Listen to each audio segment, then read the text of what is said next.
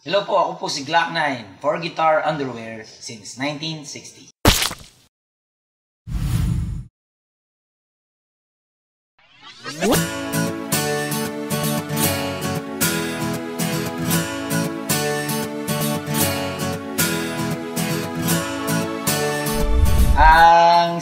Isa lang lagi yung signature pose ko eh.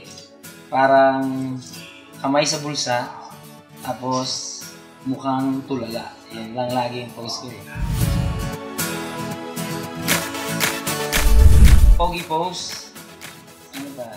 At yung kasing, before kasi pag nagpapapicture yung mga tao sa akin, medyo na-awkward pa ako. Pero I've been doing this for 17 years na. So nagkaroon na ako ng default smile eh.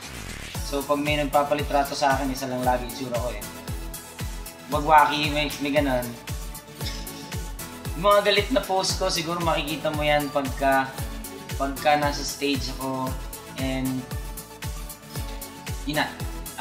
during the set, pag nagsa-start na yung set and we need to fix all the sounds pa, yun medyo makikita mo, medyo napofrustrate ako, nakasimangot ako. Pero most of the time naman pag may magpapalitrato sa akin, I try to smile and parang sulitin yung oras na nagpapalitrato.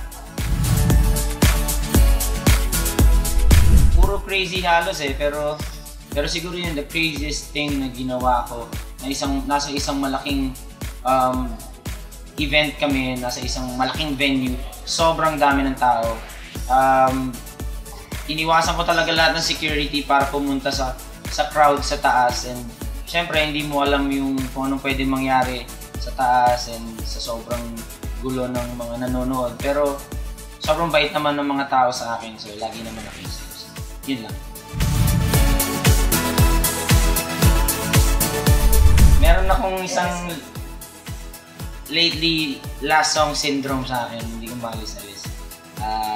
OPM song siya.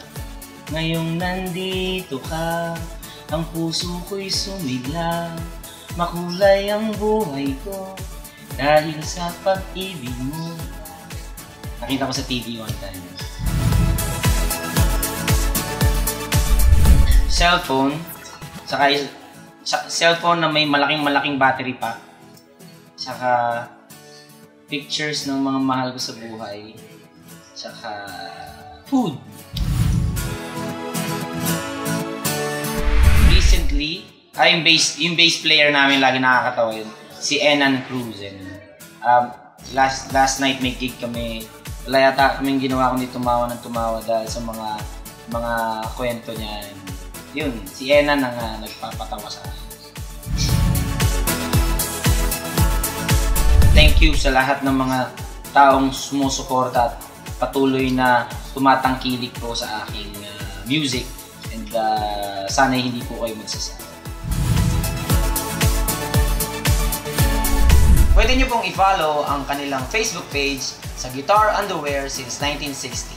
And check out their website sa www.guitar1960.com.ph. Pati rin po ang Guitar Underwear Magazine. Pwede kayong mag-subscribe dyan.